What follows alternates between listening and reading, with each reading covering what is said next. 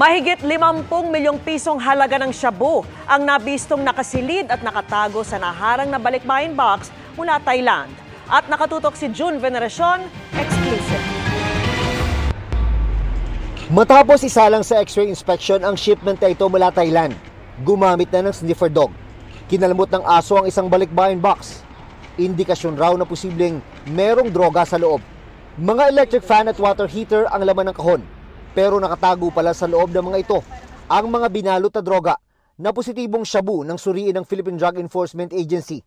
Through profiling po ng aming intelligence group, minabuti po namin nabuksan yung container.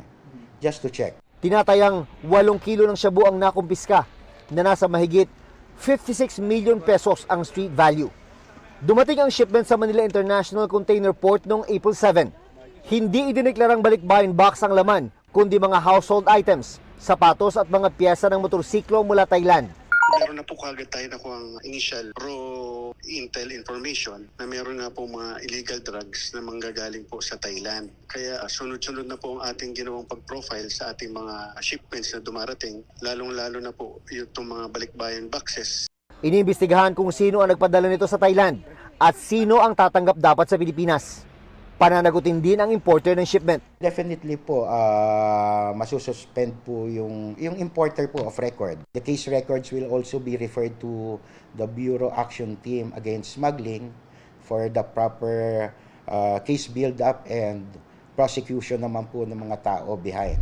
At dahil hindi na bago ang ganitong insidente, paalala ng Customs, magpadala lang sa mga accredited na forwarder para masiguro ang lehitimo at mabilis na pagproseso sa mga balikbayan box. Batay sa intelligence information ng Customs Intelligence and Investigation Service, may mga shipment pa ng droga ang posibleng ipuslit papasok ng Pilipinas gamit ang mga balikbayan box.